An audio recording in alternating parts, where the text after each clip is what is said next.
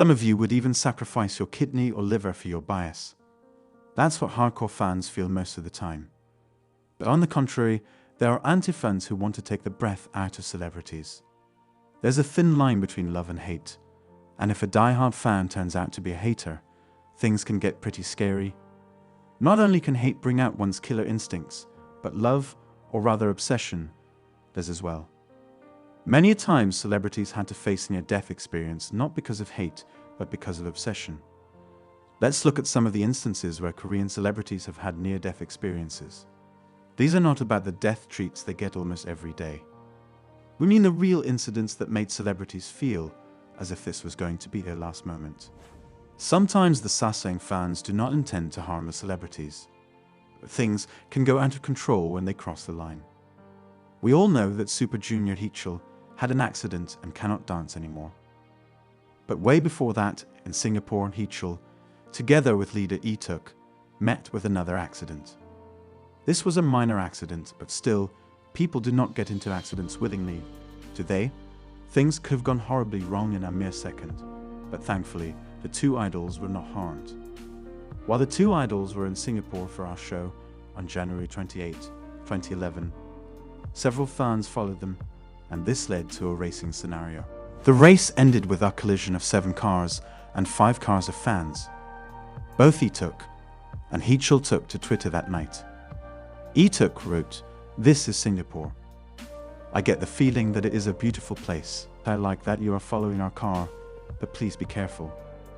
Our 7-car rear-end accident. I almost died." Heechul was surely pissed when he tweeted, Now, if you want to see us, then come to the stadium. Everyone is being put in danger. I don't want to be reminded of those past events ever again tilde. And this was not the first time Super Junior members experienced this situation. We are pretty sure these fans didn't want anything but to have a close view of the two idols. But if you cross the line, guys, the outcome can be unpredictable. Seungri of Big Bang also went through the same situation in China. Seungri and his staff were returning after attending an event in Shanghai on December 23, 2013. A van full of Big Bang fans followed them. It was reported that Seungri even rolled down the windows of his car and waved at the fans, asking them to please not chase him. But the fans, or rather we call them Sasaengs, followed them and collided with the staff vehicle, and the staff vehicle collided with Seungri's vehicle. After all, Seungri posted on Twitter, "Last night's small accident wasn't anyone's fault. Me, totally fine, and thankfully no one got hurt. Please enjoy your holidays and Merry Christmas." That message was ironical because when Chinese police contacted YG regarding charges, YG's response was, "We asked them to treat the fan leniently." It's exactly as Seungri said, "Last night's small accident wasn't anyone's fault." Most of us do not know of the 71-year-old trot singer Nahuna. He is referred to as the Emperor of Trot. At least now we know he is a legend.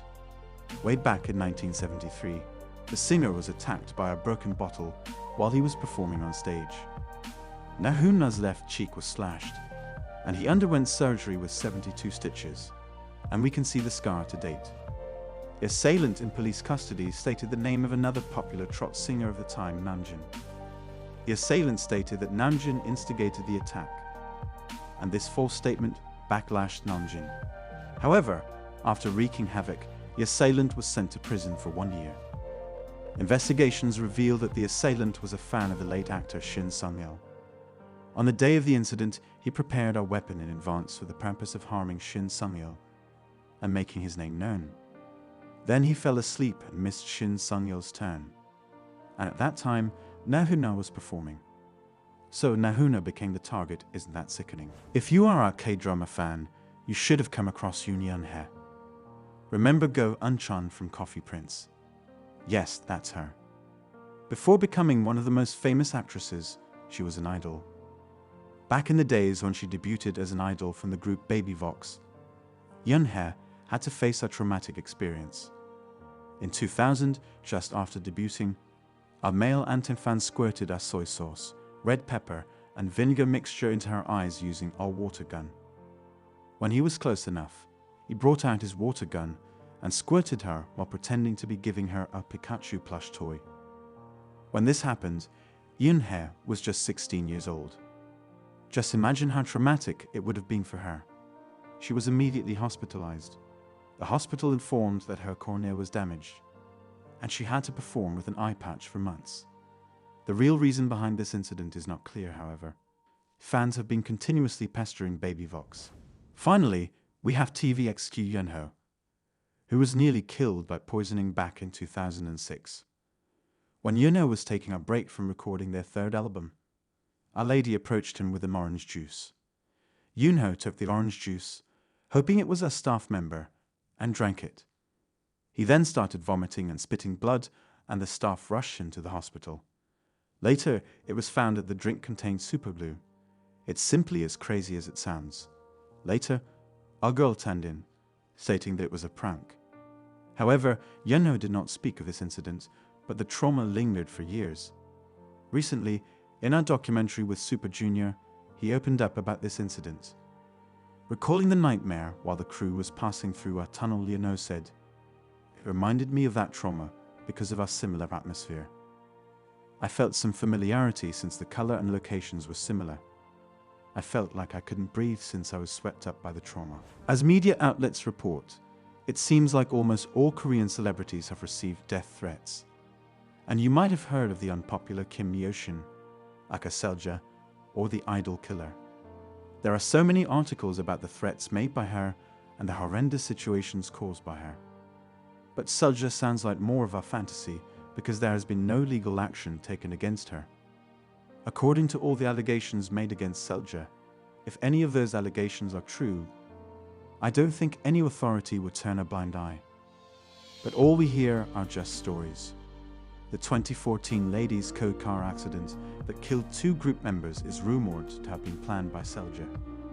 But the group manager was arrested for exceeding speed limits and causing an accident. One thing is sure, either it is Selja or not, all these disasters are caused by irrational obsession. As we always claim, there is a man of flesh and blood inside an idol. What you and I feel is felt by them as well. Let's respect celebrities not for being stars, but for being humans who bring a smile to our faces. With that note, we are ending today's episode.